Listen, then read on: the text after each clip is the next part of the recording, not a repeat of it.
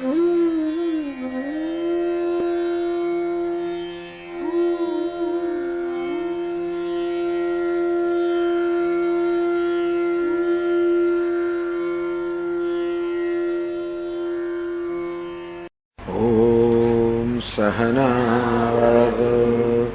सहनौ भुनक्तु सह वीर्यङ्करवावहै तेजस्विनावधीतमस्तु मा विद्विषावहै। ॐ शान्ति शान्ति शान्तिः। ॐ पूर्णमदः पूर्णमिदं पूर्णात् पूर्णमुदच्यते पूर्णस्य पूर्णमादाय पूर्णमेवावशिष्यते।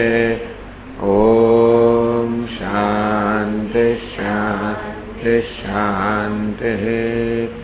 श्रुतिस्मृतिपुराणानाम् आलयं करुणालयं नमामि भगवत्पादं शङ्करं लोकशङ्करं शङ्करं शङ्कराचार्यं केशवं बादरायणं सूत्रभाष्यकृतौ वन्दे भगवन्तौ पुनः पुनः। ईश्वरो गुरुरात्मेति मूर्तिभेदविभागिने व्योमवद्व्याप्तदेहाय दक्षिणामूर्तये नमः। बृहदारण्यक उपनिषद में त्रीजा अध्याय में 5मो ब्राह्मण बीजी कंडिका शायद नहीं बीजी एक ज कंडिका ओके। अथ हैनं कहोलः कौशीतकेयः पप्रच्छ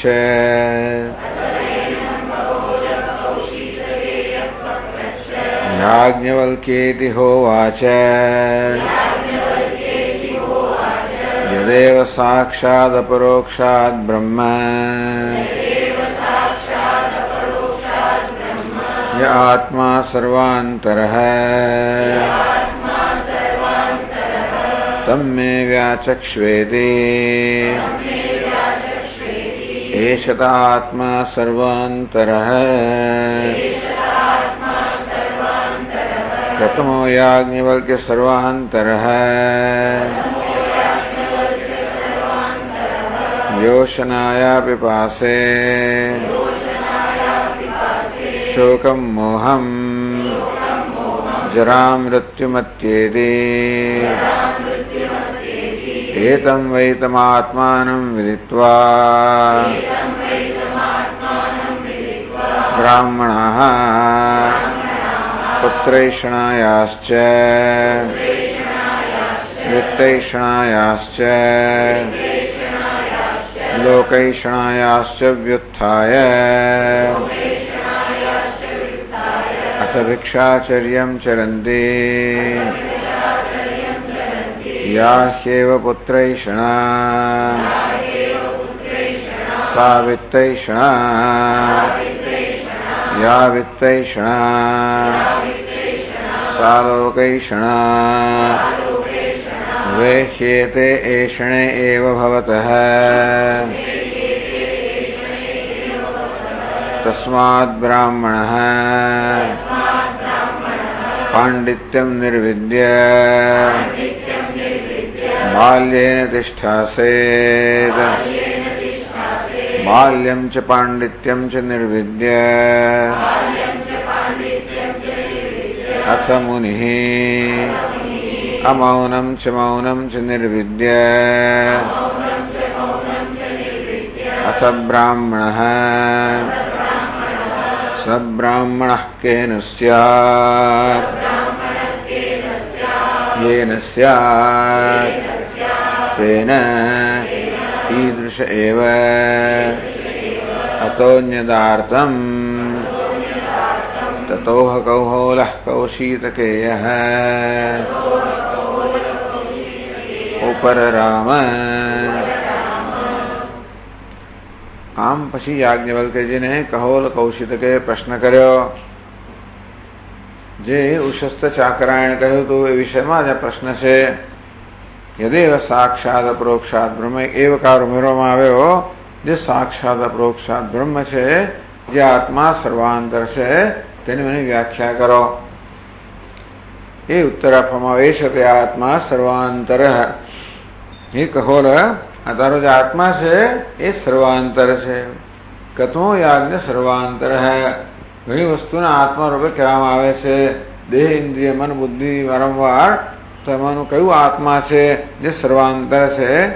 તો કે યહ અશનાયા પિપાસે શોકમ મોહમ જરા મૃત્યુ મત્યેતિ. જે ભૂખ, તરસ, શોક, મોહ, વૃદ્ધાવસ્થા, મૃત્યુને પર છે, અતીત કરી રહ્યો છે. આ સંસાર ધર્મો એને સ્પર્શતા નથી, એ આત્મા છે. એતમ વૈતમાત્માનમ વિદિત્વા બ્રાહ્મણાઃ પુત્રૈષણાયાશ્ચ વિત્તૈષણાયાશ્ચ લોકૈષણાયાશ્ચ વ્યુત્થાય.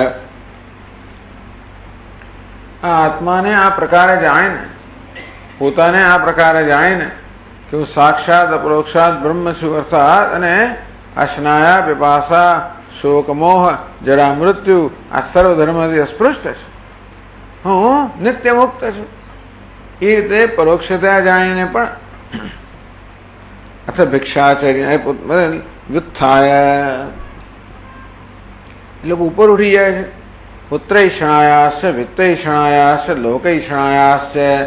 પુત્રૈષણાથી, વિત્તૈષણાથી, લોકૈષણાથી ઉપર ઉઠી જાય છે. વ્યુત્થાય દૂર ખસી જાય છે કે ઉપર ઉઠે છે. અથવા ભિક્ષાચર્યમ ચરંતી. અને પછી ભિક્ષાનું આચરણ કરે, અર્થાત એ લોકો પરિવ્રાજક બની જાય છે. યા શૈવ પુત્ર ઈષણા.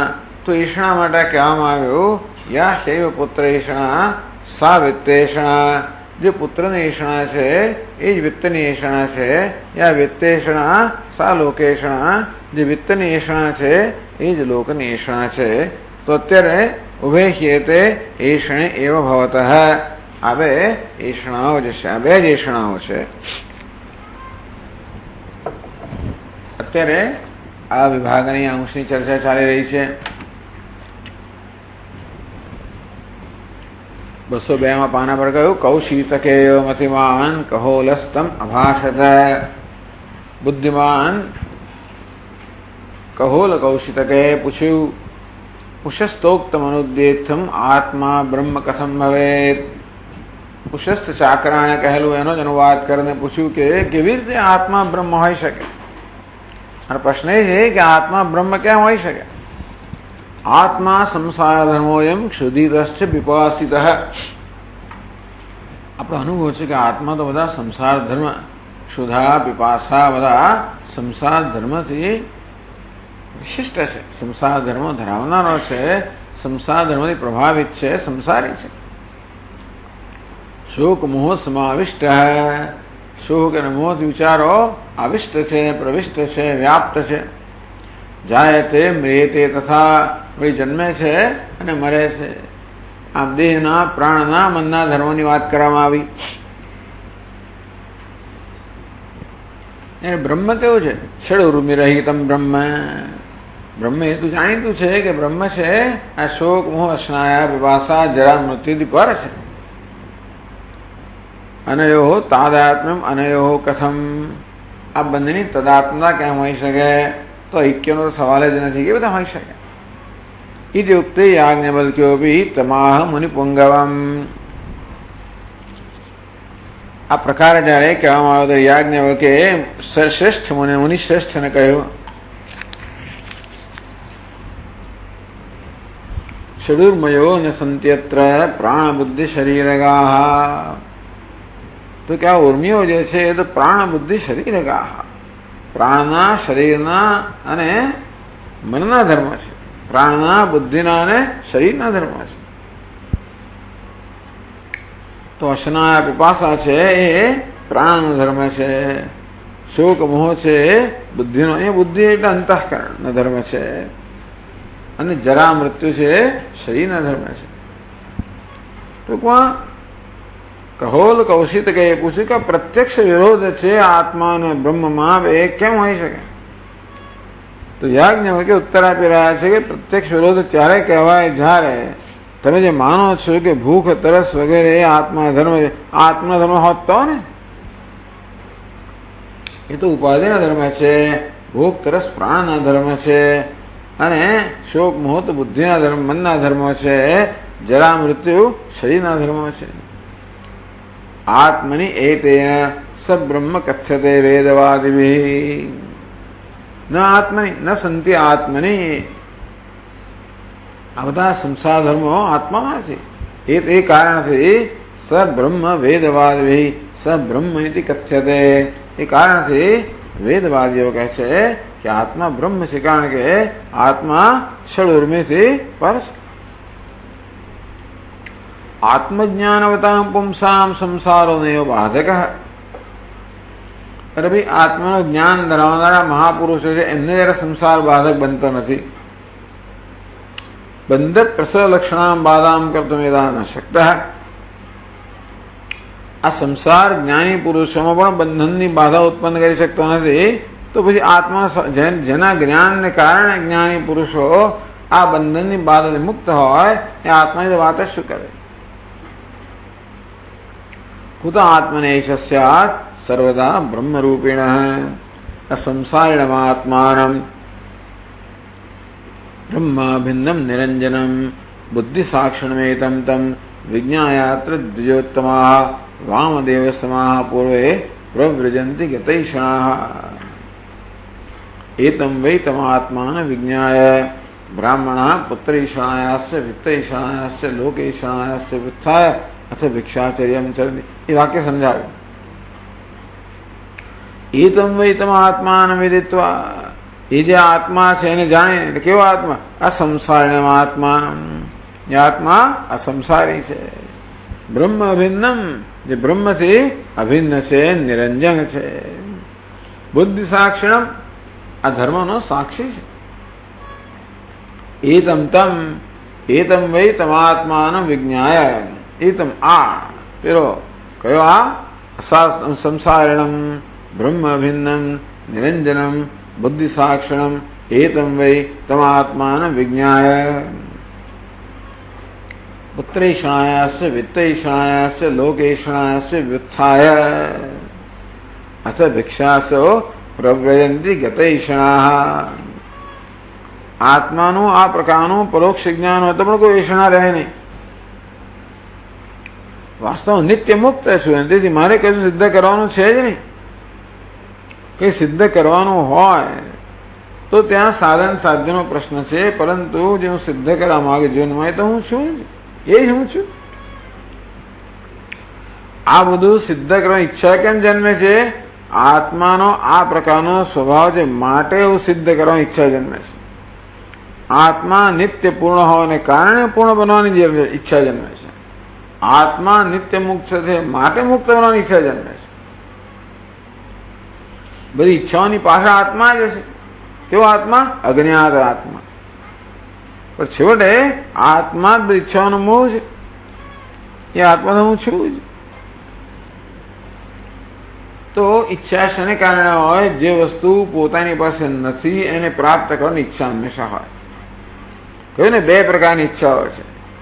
એક ઈચ્છાઓ અપ્રાપ્ત વસ્તુની છે, બીજી ઈચ્છા છે એ પ્રાપ્ત છે, પણ જેને અજ્ઞાનને કારણે અપ્રાપ્ત માનવામાં આવે છે. જેમ કે આ ચશ્મા ઉપર ચડાવી દઉં અને પછી ભૂલી જાઉં અને માનું કે ચશ્મા મારી પાસે નથી, એની શોધાશોધ કરું. એ ઈચ્છા કેવી છે? જે પ્રાપ્ત છે પણ જેને અપ્રાપ્ત માનવામાં આવે છે. બધી એષણાઓની પાછળ છે આ જ એષણા છે. સુખની એષણા, મુક્તિની એષણા, પૂર્ણતાની એષણા, બધી એષણાની પાછળ આ જ એષણા છે. એ તો મારો સ્વભાવ જ છે. તો આ બધી એષણાની પાછળ જે મૂળ એષણા છે એ તો જે છે એને માટેની છે, હું મારું ને એની વચ્ચેનું અંતર અજ્ઞાનનું છે, અપ્રાપ્તિનું નથી. મારે ને પૂર્ણતા વચ્ચેનું અંતર અપ્રાપ્તિનું નથી, અજ્ઞાનનું છે. આ પ્રકારે વિવેક કરીને અન્ન કેવો વિવેક એમાં જન્મે વૈરાગ્ય. તો રાગ દ્વેષ કેમ જન્મેલા? દુનિયાની વસ્તુઓ મહત્વની છે એટલા માટે. જ્યાં સુધી એમ માનતો હોઉં કે દુનિયાના પદાર્થો અને સિદ્ધિઓ મારા સુખ માટે, શાંતિ માટે, એ સુખનું શાંતિનું સાધન છે, સલામતીનું સાધન છે, ત્યાં સુધી એ વસ્તુ માટે આસક્તિ રહેવાની જ, રાગ રહેવાનો અને એની વશમાં આવવા માટે દ્વેષ રહેવાનો. બસ રાગ દ્વેષમાંથી બધી ઈચ્છાઓ જન્મે. પણ જયારે જ્ઞાન થાય કે અજ્ઞાન સિવાય કોઈ વસ્તુ મને એનાથી દૂર રાખનારી નથી, અત્યારે અમારો સ્વભાવ તો પૂર્ણતા પણ અનુભવ થતો નથી. એ પૂર્ણતા અજ્ઞાનના આવરણ આડે જાણે કે ઢંકાઈ ગઈ છે. તો સ્વપ્રકાશ સદા પણ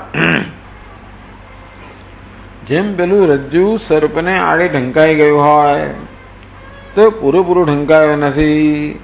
અયમ સર્પ અયમ અંશ છે એ રજ્જુનો છે.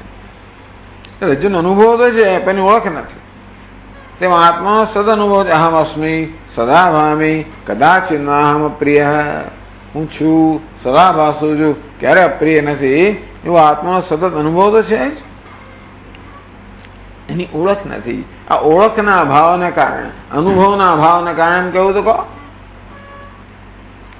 એટલે આત્માને અનુભવનો વિષય બનાવવાનો છે. અભિક્લુપ્ત એને અનુભવને યોગ્ય બનાવવાનો છે. હવે આત્માને અનુભવ યોગ્ય નહીં બનાવવાનો, આપણા અંતઃકરણે આત્માના અનુભવને યોગ્ય બનાવવાનો છે. શું જોઈએ એના માટે? વૈરાગ્ય જોઈએ. એ કેમ જન્મે? વિવેકમાંથી જન્મે. આ વિવેક પ્રાપ્તસ્ય પ્રાપ્તિ. પછી એનું જયારે અપરોક્ષ જ્ઞાન થાય ત્યારે તો કોઈ ઈર્ષણા રહે જ નહીં. પરોક્ષ જ્ઞાન હોય તો એ મહદઅંશી ઈર્ષણા દૂર થઈ જાય. અપરોક્ષ જ્ઞાન થાય ત્યારે કોઈ ઈર્ષણા ત્યાં આગળ સ્થાન જ નથી, ત્યાં કોઈ અધૂરપ રહેતી જ નથી. વામદેવ સમા પૂર્વે પ્રવ્યજંતી ગતઈષણા. તો વામદેવ સમા મહાપુરુષો પૂર્વકાળની અંદર ઈષણાથી મુક્ત થયેલા છે. તો ઈષણાની હવે આ ગ્રંથકાર સાહેબ લાંબી ચર્ચા કરે છે.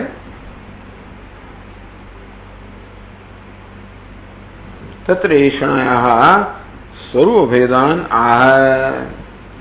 ઈષણા એટલે ઈચ્છા કરી, પણ ઈચ્છાના સ્વરૂપમાં ફેર છે. તો કયા સ્વરૂપ ઈચ્છાના કેટલા પ્રકારની ઈચ્છાઓ જે કહે છે? સુતો ભવતુ મે તદ્વદ વિત્તમ દૈવમ ચ માનુષમ. સુતો મે ભવતુ, વિત્તમ મે ભવતુ, સુખમ મે ભવતુ. બસ સુતો મે ભવતુ, મને પુત્ર પ્રાપ્ત થાવ. તદ્વત વિત્તમ મે ભવતુ, દૈવમ વિત્તમ મે ભવતુ, માનુષમ વિત્તમ મે ભવતુ. તો બે પ્રકારનું વિત્ત કયું? લૌકિક વિત્ત, માનુષમ વિત્તમ અને દૈવમ વિત્તમ. એટલે ગો હિરણ્ય વગેરે છે એ માનુષ વિત્ત છે, અને ઉપાસનાનું જે વિત્ત છે એ દૈવ વિત્ત છે. સુખમ લોકદ્વયમ ચૈતત. લોકદ્વયમ સુખમ, અને આ બે લોકમાં પ્રાપ્ત થતું. આ લોક અને પરલોક એવું કહેવામાં આવે. આ લોક અને પરલોકમાં પ્રાપ્ત થતા સુખની ઈચ્છાને લોકેચ્છા કહેવામાં આવે, લોકેષણા કહેવામાં આવે. ઈષણા ત્રય મીરિતમ અર્થે ત્રણ ઈષણા કહેવામાં આવે. સુતની ઈચ્છા પુત્રેષણાત્મયેન દાર સંગ્રહાદૌ પ્રવર્તતે. આમાં વૈદિક કાળમાં પુત્રની ઈચ્છા પણ શેને માટે છે? કર્મ માટે છે. આ બધું જાય મે સ્યાત અથ પ્રજાય, વિત્તમ મે સ્યાત અથ કર્મ કુર્વીય. મને જાયા પ્રાપ્ત થાવ જેથી મને પુત્ર પ્રાપ્ત થાય, અને મને વિત્ત પ્રાપ્ત થાવ જેથી હું કર્મ કરી શકું. ટૂંકમાં આ લોકમાં ને પરલોકમાં સુખ મેળવવા માટે જ આ બધું કરવામાં આવે છે. આવું વેદમાં કહેવામાં આવ્યું છે. એટલે પરણવાનું કારણ શું? પુત્ર પ્રાપ્ત થાય. ધનનું કારણ શું? કર્મ કરી શકીએ તે. આ બધું શેના માટે? સુખમ લોકદ્વયમ ચૈતદ એતદ લોકદ્વયમ સુખમ. આ લોક ને પરલોકમાં સુખ પ્રાપ્ત કરવા માટે આ બધા સાધનો અપનાવવામાં આવતા હોય છે. ઈષ્ણાત્રયમીરિતમ. તો આ પ્રકારે પુત્રની ઈષ્ણા, વિત્ત એટલે બે પ્રકારનું વિત્ત, દૈવમ વિત્તમ, માનુષમ વિત્તમ, અને ત્રીજી સુખમ લોકદ્વયમ ચૈતદ. લોકદ્વય બંને લોકમાં સુખ મળે, ત્રીજી ઈષ્ણા છે.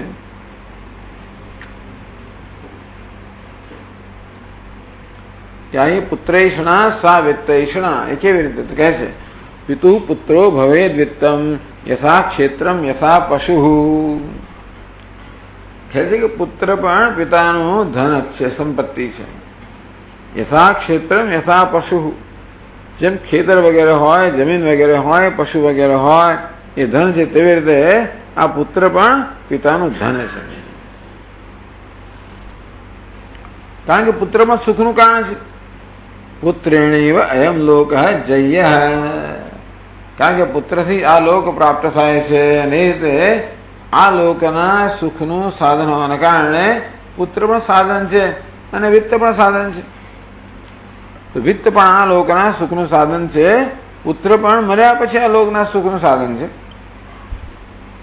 એટલે તેથી વિત્તથી અને પુત્રથી એક જ વસ્તુ પ્રાપ્ત થાય છે, આ લોકનું સુખ. એમ કરીને બંનેને એક જ કક્ષામાં મૂકવામાં આવ્યા.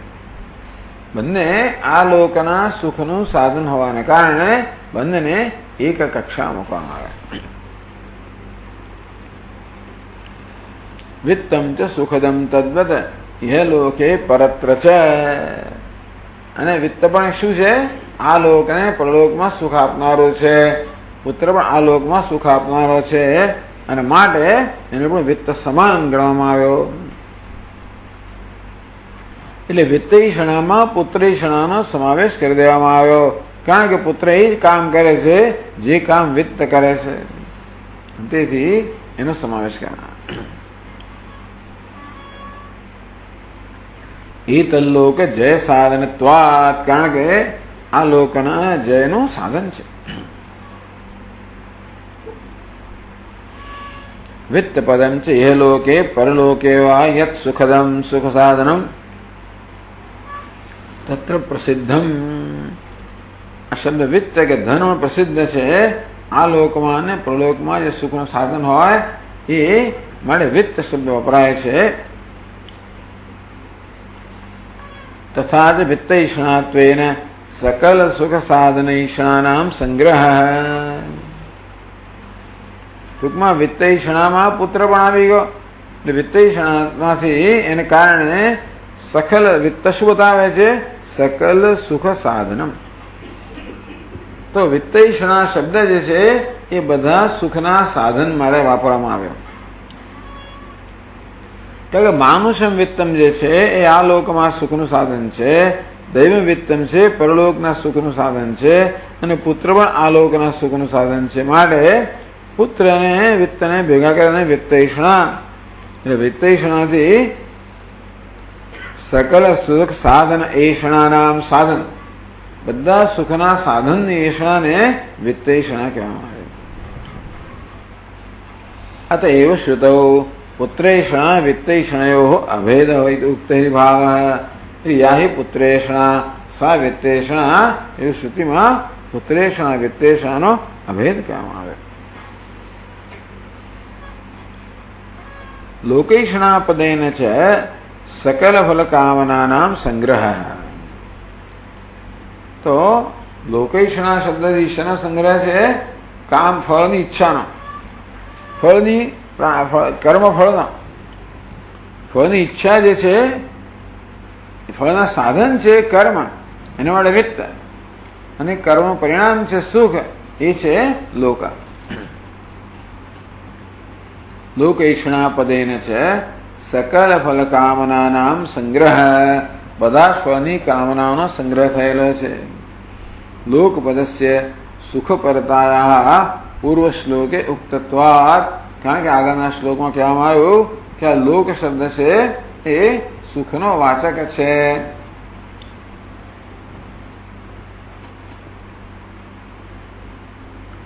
लोकैषणा पदेन च सफल फल कामनानाम संग्रह. तो लोकैषणाથી બધી ફળની કામનાઓ જે છે કે ફળ જે છે એનો સંગ્રહ થયો. લોકપદ થઈ હોય તો તસ્માત એષણાનામ અનુગત રૂપ આલોચનાયામ દ્વૈતમ દ્વિત્વમ એવ. આ પ્રકારે ભલે શાસ્ત્રમાં ત્રણ એષણા કહેવામાં આવી હોય પણ ખરેખર એના સ્વભાવનું આપણે આલોચન કરીએ તો ખબર પડે કે બે જ પ્રકારની એષણાઓ છે. એક સાધનની, બીજી સાધ્યની. લોકૈષણા છે એ સાધ્યની એષણા છે અને વિત્તૈષણા છે એ સાધનની એષણા છે. હવે આપણે 204માં પાના પર આગળ વધીએ છીએ. ઈષણા દ્વિત્વે લોક અનુભવમ અનુકૂળ હતી.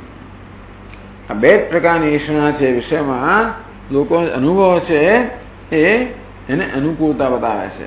ટૂંકમાં લોકોનો અનુભવ છે એને પણ અનુકૂળ ચિંતન તરીકે બતાવે છે કે જે શ્રુતિમાં કહ્યું છે એ પણ રોજ બરોજનો અનુભવ છે. એટલે શ્રુતિ જે કહે છે એ યુક્તિયુક્ત છે.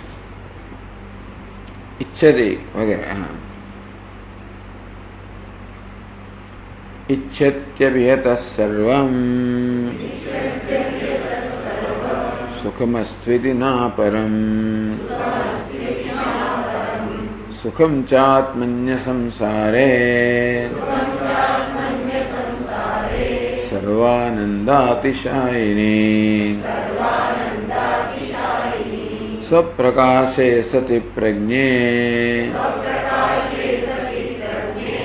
सर्वभेद विवर्जिते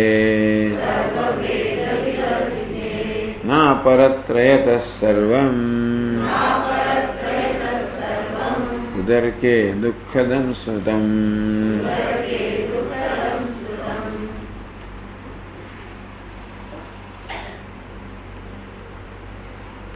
यतः सर्वः इच्छते,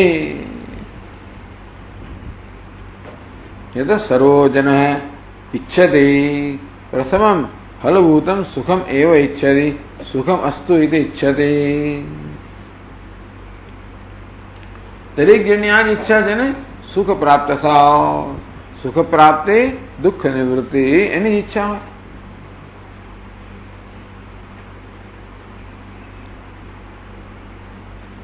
ન અપરમ.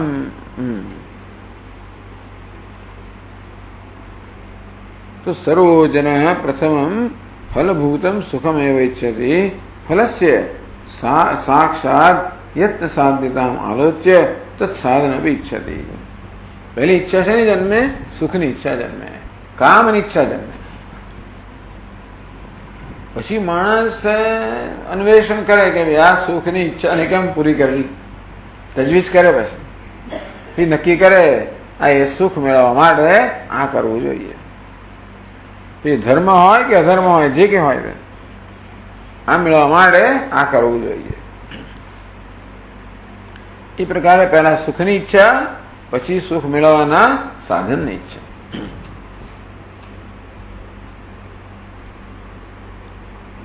ફલસ્ય સાક્ષાત યત્ન સાધ્યતામ આલોચ્ય. કે જે સુખરૂપી ફળ મને જોઈએ છે એ તો આ સાધનથી આપણે પ્રાપ્ત કરી શકીએ. એ પ્રકાર આલોચન કરીને સાધન અપી ઈચ્છાથી. અને પછી સાધનની ઈચ્છા જન્મે. પેલા સુખની ઈચ્છા, સાધ્યની ઈચ્છા જન્મે અને પછી એને અનુકૂળ સાધનની ઈચ્છા જન્મે. ઇતિ ઈષણા દ્વિત્વમ ઉપપન્નમ એવ ઇતિ શેષઃ. આ રીતે બે ઈચ્છાઓ છે, સાધ્યની અને સાધનની. મારે આ બધી ઈચ્છાઓને બે વિભાગમાં વહેંચવી યોગ્ય છે. ઉભે તે ઈષણ એવ ભવતઃ.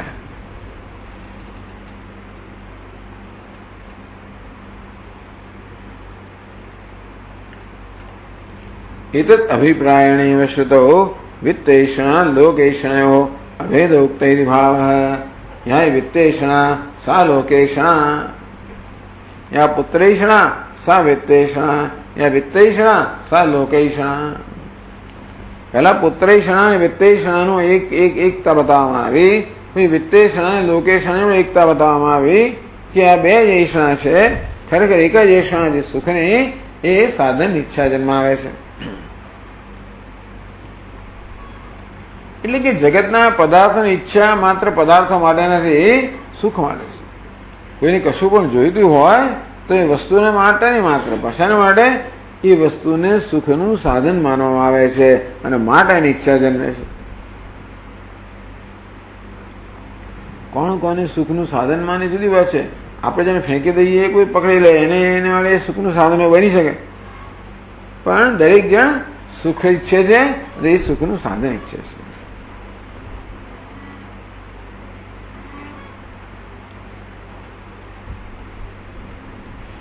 अस्तु एवं तथापि विद्वांसः यदेषणा परित्यागं कुर्वन्ति तत्र को हेतुः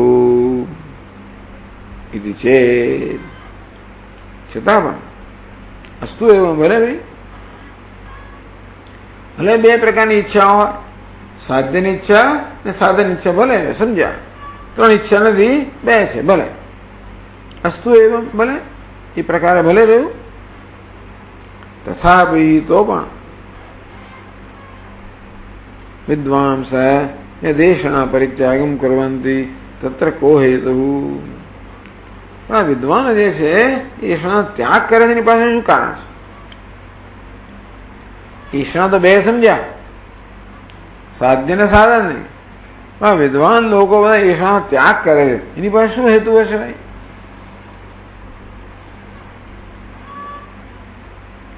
इति चेत् जो प्रश्न होय तो एषणा मूलभूत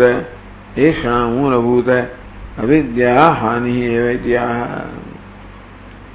आ बधानी पाछळ तो सुखनी इच्छा छे, ए सुखनी इच्छा ने पूरी केम करवी? के छे एषणा मूलभूत अविद्या हानि। बधुं एषणानुं मूळ शुं छे? अविद्यामां छे। ઈષણા છે ને નિશાની છે, અધૂરપની નિશાની છે। કઈક અધૂરપ હોય કશાને કારણે, ઘણી વસ્તુઓ બધી ના હોય, બધી ના હોય વસ્તુની ઈચ્છા ના જન્મે। જે વસ્તુને આપણે અધૂરપ દૂર કરવાનું સાધન માનતા હોઈએ એની ઈચ્છા જન્મે। એટલે આટલી બધી વસ્તુઓ છે, પણ જગતમાં જુદા જુદા મનુષ્યની ઈચ્છાઓ જુદી જુદી હોય છે। આ જ કારણ છે, દરેકનો ખ્યાલ જુદો જુદો હોય સુખના સાધન વિશે।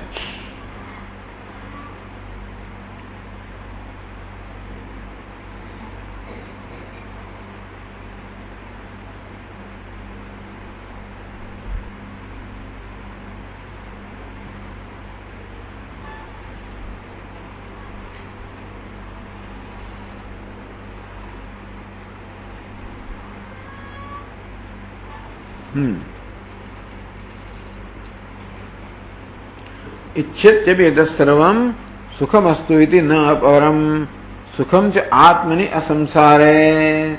सुख क्या છે? असंसारी આત્મામાં છે।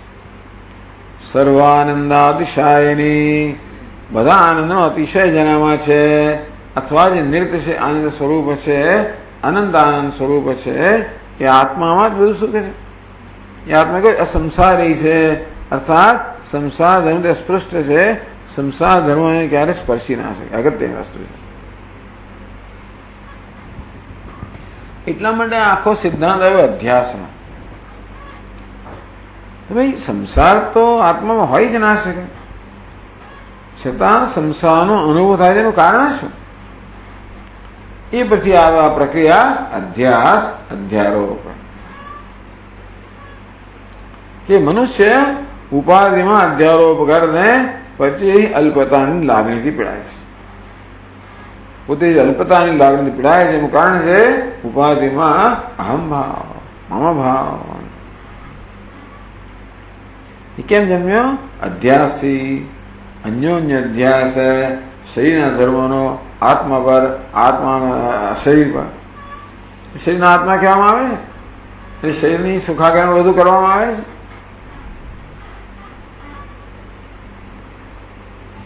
असंसारे સર્વાનંદાતિશાયની આત્મની એવ ખરેખર સુખ ક્યાં છે? સર્વાનંદ અતિશયની, બધા આનંદને અતિશય કરી રહેલા, બધા આનંદથી આગળ રહેલા ટૂંકમાં જે નિર્તિશય આનંદ સ્વરૂપ છે, જેનાથી ચડિયાતો કોઈ આનંદ નથી, જે પૂર્ણ આનંદ સ્વરૂપ છે એ આત્મામાં જ અસંસારી અસંસારી. ધારો કે આત્મા આવો મહાન હોય પણ વળી પાછો સંસારમાં ફસાઈ જાય એવી જાતની સંભાવના હોય તો એટલે અસંસારી, ક્યારેક સંસારને સ્પર્શી જ ના શકે. સર્વાનંદાતિશાયની યો વૈ ભૂમા તત્સુખમ.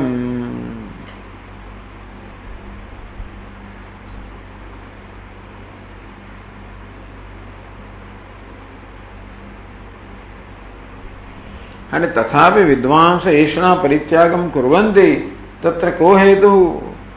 તો આ પ્રકારની એષણાઓ છે પણ વિદ્વાનો એષણાનો ત્યાગ કરે છે એનું કારણ શું? તો કે એષણાભૂત એષણા મૂળભૂત અવિદ્યા હાનિ. એષણાનું મૂળ કારણ છે અવિદ્યા, એની હાનિ છે. કારણ કે જે પ્રાપ્ત છે એને કઈ વસ્તુ અપ્રાપ્ત હોવાનો ભ્રમ જન્મ અવિદ્યા. 10મો છોકરો પ્રાપ્ત છે, કઈ વસ્તુ 10મો અપ્રાપ્ત હોય એ પ્રકારનો ખ્યાલ જન્માવે છે અવિદ્યા. કઈ અવિદ્યા? 10માની આત્માની, હું 10મો છું.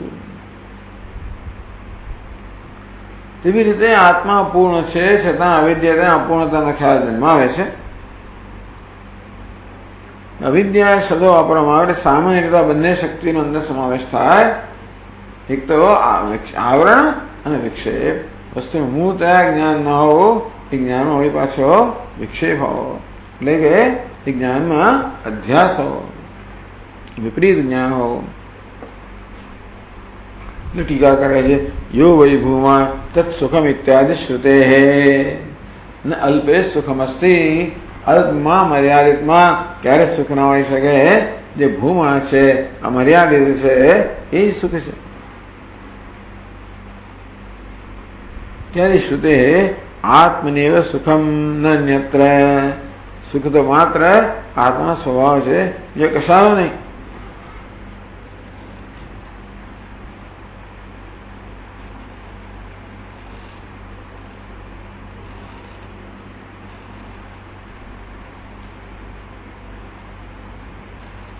તો આત્મની સુખમ, આત્મામાં સુખ છે એવું આપણે જયારે કોઈ વિભક્તિનો પ્રયોગ કરીએ, આત્મામાં સુખ છે એટલે શું થાય? આત્મા જુદો અને સુખ જુદું એવો ખ્યાલ છે ને વ્યાકરણને કારણે.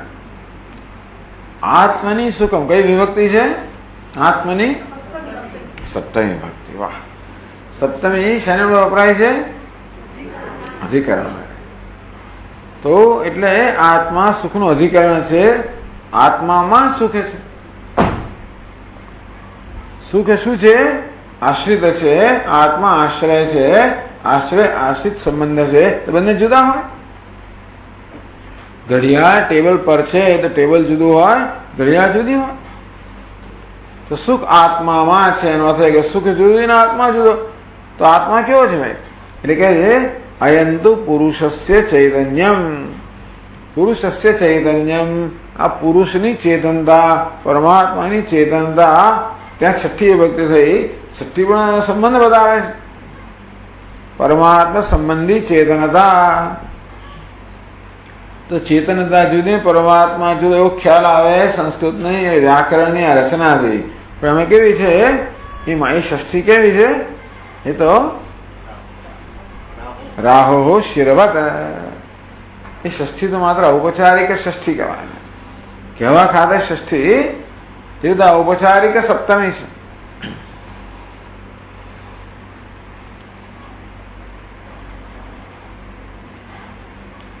એટલે કે જે સુખમ ચ આત્મની અસંસારે સર્વ આનંદ અતિશાયની સ્વપ્રકાશે સતી પ્રજ્ઞે સર્વ ભેદ વિવર્જિતે. આવો આત્મા છે. આ સંસારે જે સર્વ સંસાર ધર્મથી અસ્પૃષ્ટ છે. સર્વ આનંદાતિશાયની, જે બધા આનંદથી આગળ વધીને ગયેલો છે. જેનો આનંદ સુધી ચઢિયાતો છે, જેની ચઢિયાતો કોઈ આનંદ નથી, નિર્તિશય આનંદ. સ્વપ્રકાશ છે. એ સુખ કેવું છે? સ્વપ્રકાશ છે. એવું પણ નથી કે એ પ્રકાશ તો ન હોય કે આપણે એનો અનુભવ ન હોય, પણ થાય છે શું કે સુખની જોડે દુઃખનો અનુભવ થાય છે. એટલે ભાઈ ચોકલેટ તમે ખાઈ લો રેપર સાથે તો કડવું મીઠું બંને અનુભવ થાય. કીધું અહીંયા આગળ આ સુખની સાથે બધા દુઃખ મિશ્રિત થઈ ગયું છે ઉપાધિમાં અહમ મમના કારણે.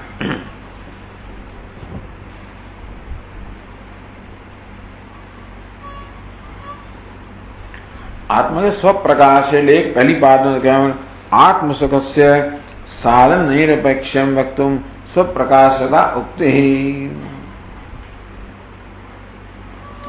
સુખ સ્વપ્રકાશિત છે એવું કહેવામાં આવ્યું. જે સ્વપ્રકાશ વસ્તુઓનો અનુભવ થવો જ જોઈએ. સૂર્ય સ્વપ્રકાશ છે તો અનુભવ થાય જ. આત્મા સ્વપ્રકાશનો અનુભવ થાય તો સુખ છે સ્વપ્રકાશ નથી. ખરેખર સુખ એવું છે અજ્ઞાનના આવરણથી ઢંકાઈ ગયેલું છે.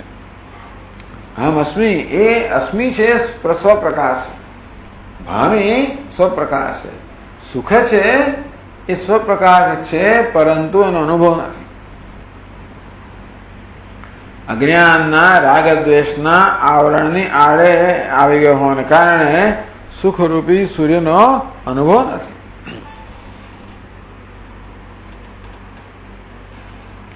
એટલે સદા સ્વપ્ર એટલે પાદમાં કહેવામાં આવ્યું આત્મ સુખસ્ય સાધન નિરપેક્ષમ વક્તુમ સ્વપ્રકાશતા ઉક્તિ.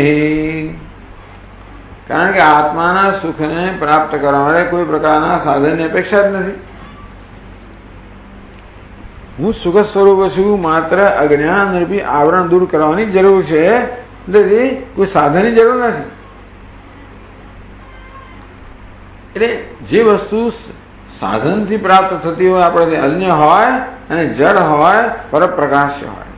આ તો કોઈ આત્માભૂત સુખ છે, માટે એને આત્મા સ્વપ્રકાશ માટે સુખને સ્વપ્રકાશ કહેવામાં આવ્યું. એ દ્વારા શું કહે છે? સાધન નિરપેક્ષમ, કોઈ સાધન વગેરે સુખ પ્રાપ્ત થાય છે એ કહેવા માટે સ્વપ્રકાશ છે. સતી સતી એટલે સત સ્વરૂપ છે. પ્રજ્ઞ એટલે જ્ઞાન સ્વરૂપ છે. સર્વભેદ વિવર્જિત એ બધી સાતમી વિભક્તિ છે. તો કોના વિશેષણો છે ખબર છે? સ્વપ્રકાશે સતી પ્રજ્ઞે સર્વભેદ વિવર્જિતે. તો કોના વિશેષણો છે? કેવી રીતે?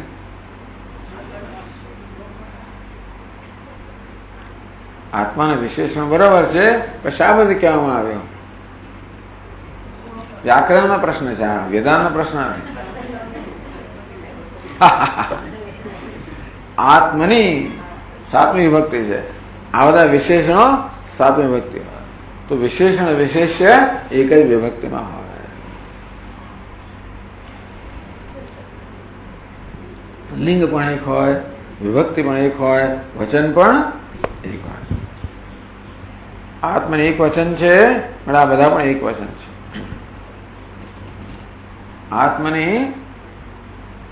આત્મા પુલ્લિંગ છે, આ બધા કેવા છે? પુલ્લિંગ. પછી સત તો જે છે તે છે. સત એટલે સતી, પ્રજ્ઞ એટલે પ્રજ્ઞે. જો પ્રજ્ઞા હોત તો શું થાય? પ્રજ્ઞે.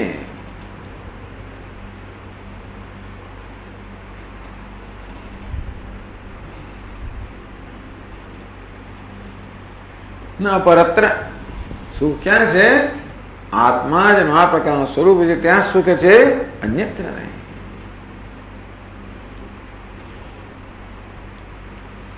એવું કેમ છે? યત સર્વમ ઉદરકે દુઃખદમ સ્મૃતમ. યત કારણ કે સર્વમ સાંસારિક પદાર્થ જાતમ, સંસારના બધા જ પદાર્થો, જે કોઈ પદાર્થ હોય બધા જ પદાર્થ સંસારના ઉદર કે દુઃખદમ સ્મૃતમ. ઉદર કે પરિણામે દુઃખદમ, પરિણામે દુઃખ આપનારા છે સંસારના બધા જ પદાર્થો. એનો વિસ્તાર કે છે વિચાર ન હોય. કેવી રીતે સંસારના કે જગતના બધા જ પદાર્થો દુઃખદાયી છે એ વાત આપણે સમજાવશે જરા વિસ્તાર. એટલે તથા ચ અજ્ઞા એવ એષણા ભાજ.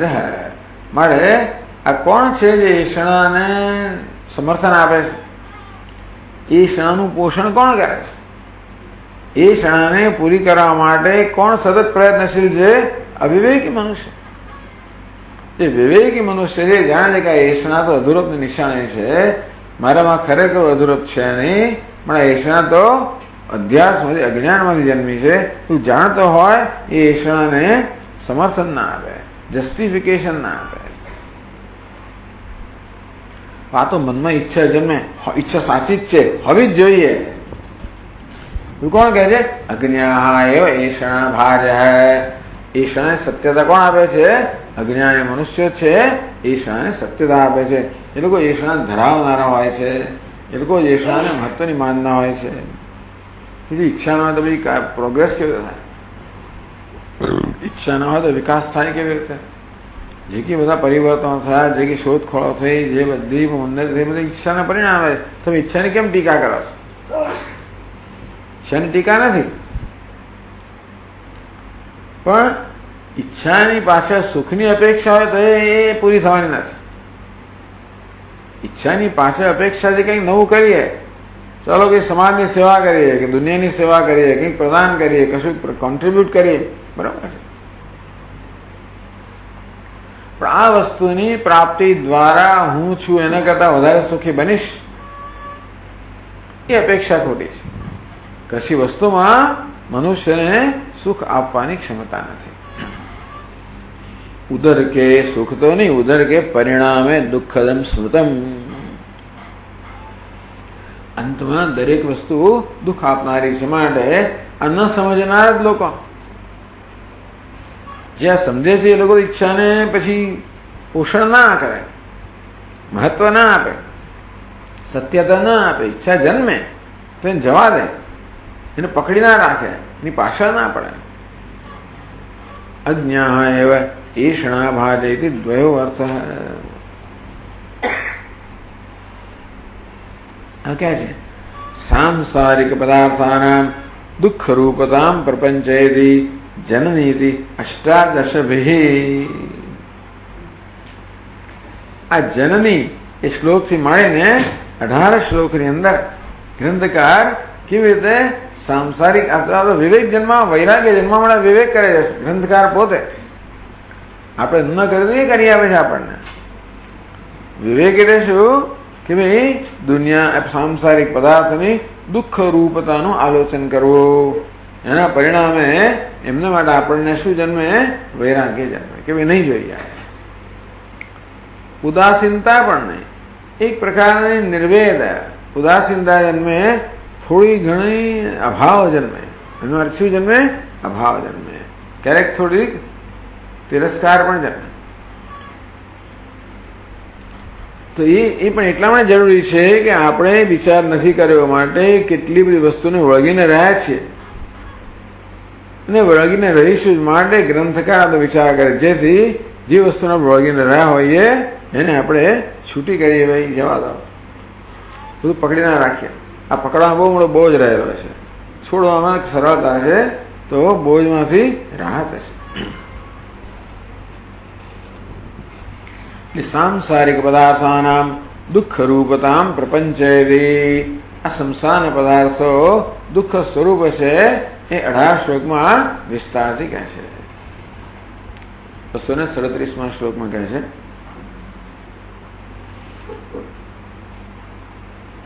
જનની સર્વજંતુનાં પ્રસિદ્ધા સુખકારિણી સ્તન્યદાન તથા શશ્વત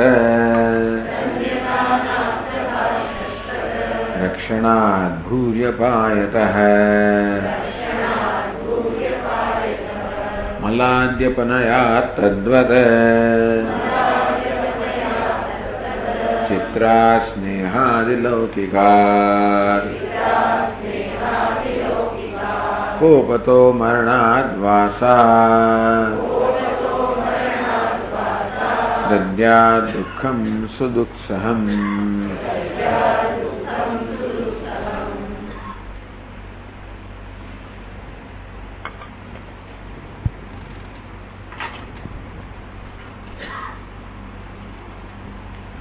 જનની પ્રથમ મલ્લ ન્યાય લે છે. જનની એટલે માં. સર્વ જંતુનામ સુખકારણી પ્રસિદ્ધા. માં તો બધા જ જંતુઓને સુખ આપે છે, સુખ કરે છે, પ્રસિદ્ધ છે. જે પ્રસિદ્ધ હોય ને દ્રષ્ટાંત તરીકે લેવામાં આવે, એની ચર્ચા એટલે બધાને સ્પષ્ટ થાય.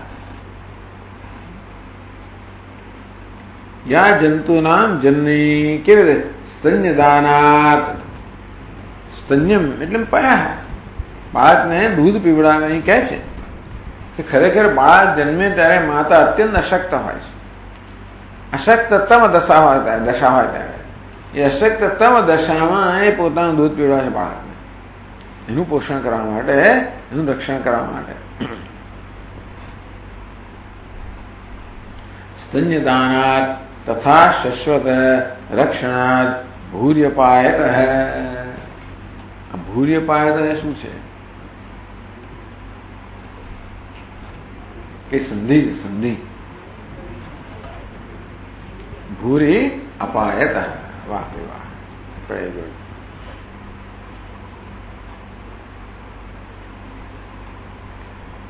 ભૂરી અપાયત એટલે કે છે ભાઈ યા જંતુનામ જનની સ્તન્યદાનાદિનામ સુખકારણીત્વેન પ્રસિદ્ધા.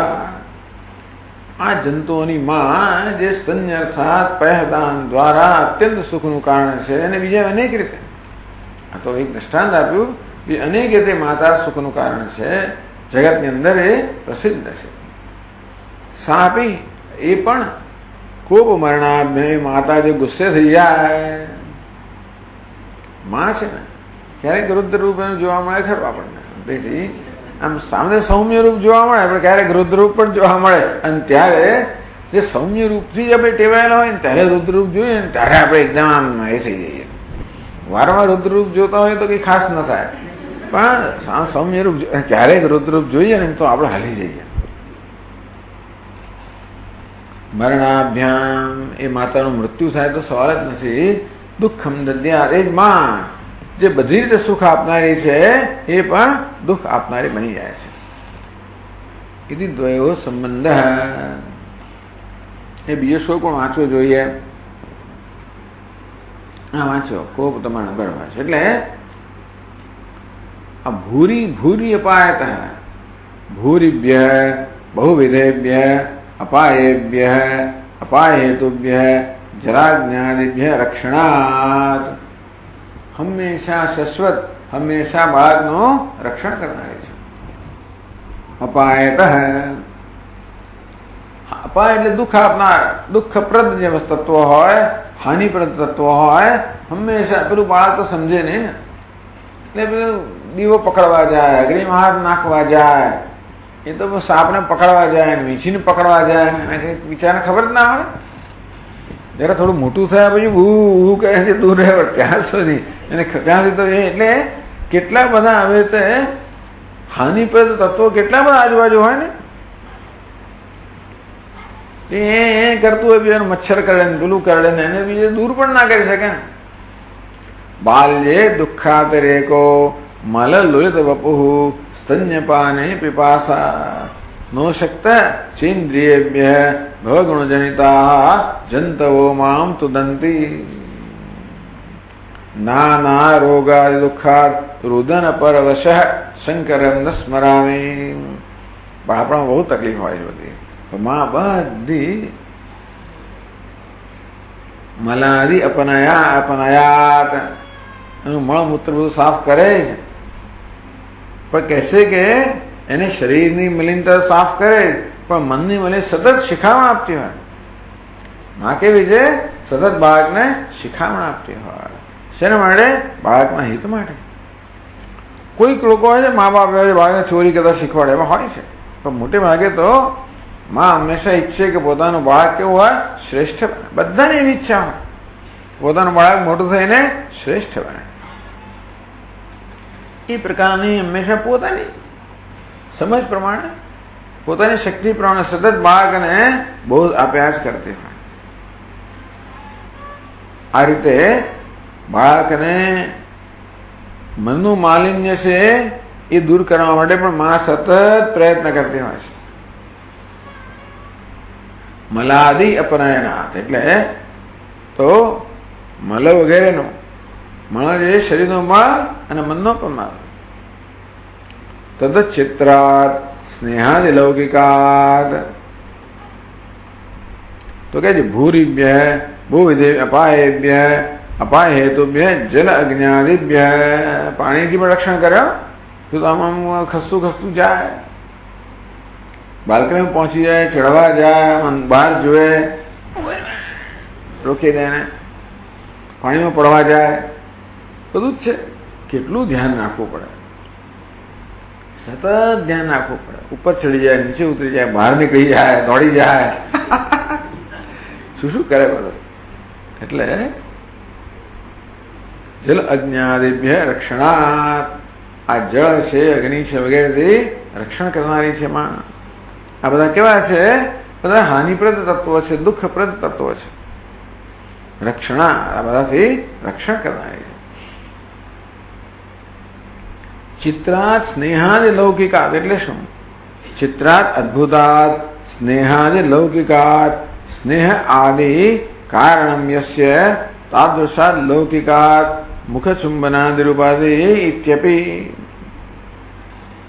બાળકને બહુ પ્રેમ કરે ને, સતત પોતાની છાતી સાથે રાખે, એને ચુંબન કરે, એને બધા લાલન પાલન કરે, લાડકોડ કરે, બધું કરે, શણગારે ને.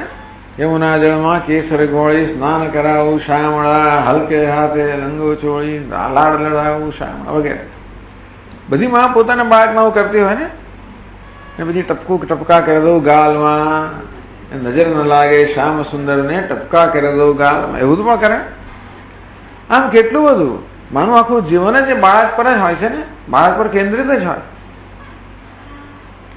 અદ્ભુતાત સ્નેહાદિ લૌકિકાત સ્નેહનું કારણ છે, સ્નેહનું કારણ છે એવી કેટલીક લૌકિક બધી વસ્તુઓ પણ કરે. આ પ્રકારે ચુંબનાદિ મુખ ચુંબનાદિ રૂપાત વગેરે એમ કરીને કોપતો મરણાદ વાસા. પરંતુ એ જ માં જે આ બધી જ રીતે બાળકને સુખનું કારણ છે, એ જો ગુસ્સે થઈ જાય તો એ જ બાળકને અત્યંત દુઃખનું કારણ બને. અને મરણાદવા બિચારી માનું મૃત્યુ થઈ જાય તો બાળક નિરાધાર થઈ જાય. અંતો તો કહેવાનું શું હતું? દદ્યા દુઃખમ દુસ્સહમ સુદુસ્સહમ. જેટલું વધારે સુખ આપનારી હોય એટલું વધારે દુઃખ આપનારું બને ને. જે હવે કહેશે આગળ, જે કઈ વસ્તુ સંયોગથી સુખ આપનારી હોય એ વિયોગથી દુઃખ આપનારી બને છે. અને સુખની જેટલી તીવ્રતા હોય એટલી દુઃખની તીવ્રતા હોવાની છે.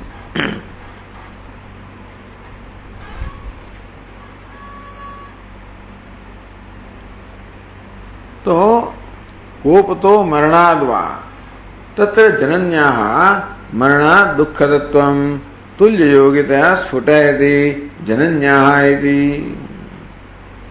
જનન્યા મરણાદ દુઃખપ્રદત્વમ મરણ દ્વારા જનની મહાન દુઃખનું કારણ બને છે એ તુલ્ય યોગિતયા સ્ફુટયતિ. તો બીજા બધા તુલ્ય યોગી બીજા આવા પ્રકારના કિસ્સાઓ દ્વારા કહે છે કે કેવી રીતે આમાં દુઃખનું કારણ બને છે.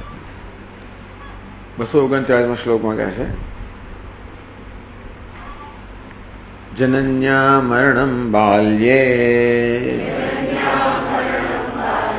ધારણામ યૌવને તથા વાર્ધકે તનયાનામ ચ વજ્રપાત સમમ સ્મૃતમ.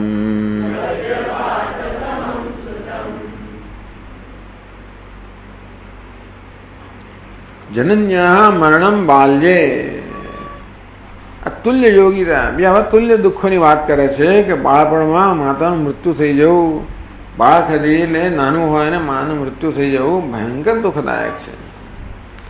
ધારાણામ યૌવને તથા તેવી રીતે માણસ યુવાન હોય અને પત્નીનું મૃત્યુ થઈ જવું એટલું જ દુઃખદાયક છે. વાર્ધકે તનયાનામ છે અને વૃદ્ધાવસ્થામાં બાળકનું દુઃખ થવું, મૃત્યુ થવું, આ બધી વસ્તુઓ વજ્રપાત સમમ સ્મૃતમ. આ દુઃખ કહેવાય છે વજ્રપાત સમાન જાણવામાં આવેલા છે. એટલે બીજાની તુલના દ્વારા આ માના જે મરણ દુઃખ છે એની વાત કરવામાં આવી. ઉક્ત દુઃખસ્ય ઉત્કર્ષમ સ્ફુટયતિ.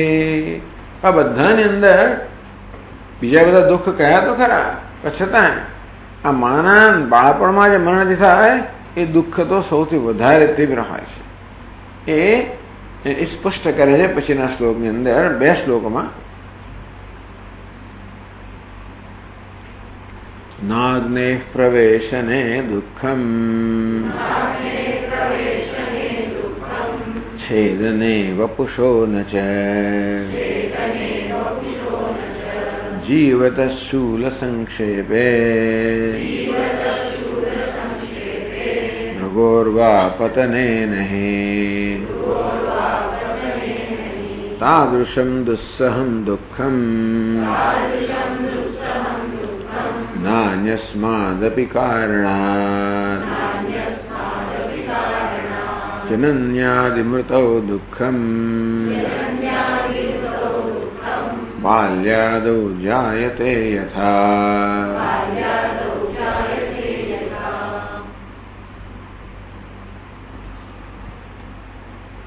અગ્નિ પ્રવેશને, એટલે અગ્નિમાં પ્રવેશ કરવા કેટલું દુઃખ, એ પણ દુઃખ.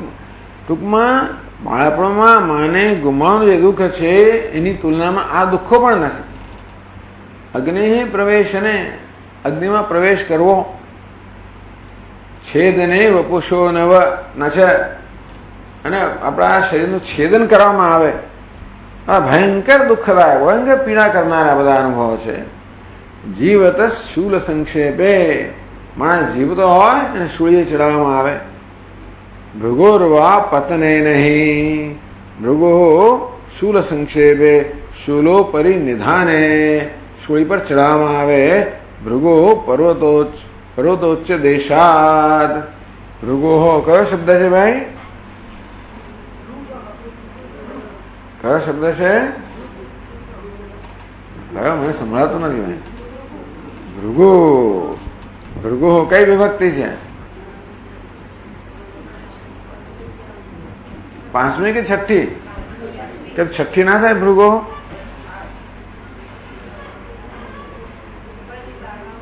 હા, ઓ ઉપરથી પાડવાનું છે. હા, વાહ વાહ. ભૃગો પતને નહીં, ભૃગો પર્વતોચ્ચ દેશાત, એટલે ઊંચા પર્વતથી પણ ફેંકી દેવામાં આવે. એટલે આ બધું દુઃખ છે. તાદૃશમ દુસ્સહમ દુઃખમ અન્યસ્માદપી કારણાત, એ પ્રકારનું દુસ્સહ દુઃખ.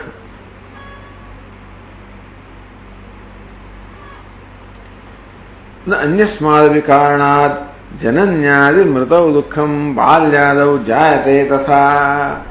બાળક માટે જનીનો કોપ કે જનીનું મૃત્યુ જે પ્રકારનું દુઃખદાયક છે એવું દુઃખ તો આમાંનું કોઈ પણ દુઃખ એની તુલના ન કરી શકે. એમ કહીને કહેવામાં આવે કે જનની જે સુખનું સાધન છે એ મહાન દુઃખનું સાધન બને છે, એ કહેવામાં આવ્યું.